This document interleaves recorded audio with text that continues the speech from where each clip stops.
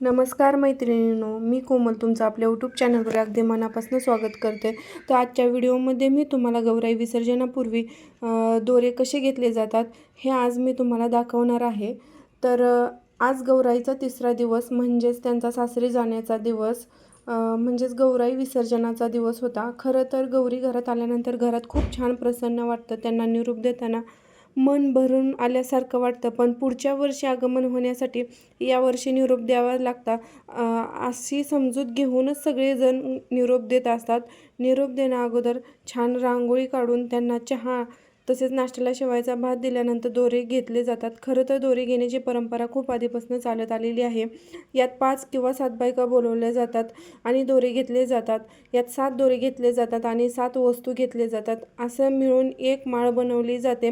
म्हणजेच एका दोऱ्यात 7 वस्तू बांधून त्यांची माळ बनवायची। ती उदबत्ती किंवा दिवा यावर घेऊन त्यावर वाप किंवा धूर घ्यायचा आणि नंतर तुळशीच्या पाया पडून गौराईजवळ ठेवायचं असतं। एक प्रकारे त्यांचं ओटी भरल्यासारखंच असतं आणि पुढच्या वर्षी लवकर याव्यात अशी प्रार्थना करून ते दोरे पुढच्या वर्षीपर्यंत त्यांच्याजवळ ठेवले जातात। हे बघा, आपल्या चॅनलवर जर तुम्ही नवीन असाल आणि सबस्क्राईब केलं नसेल तर आजच आपल्या चॅनलला सबस्क्राईब करा। व्हिडिओ आवडल्यास लाईक करा, शेअर करा। चलो बाय।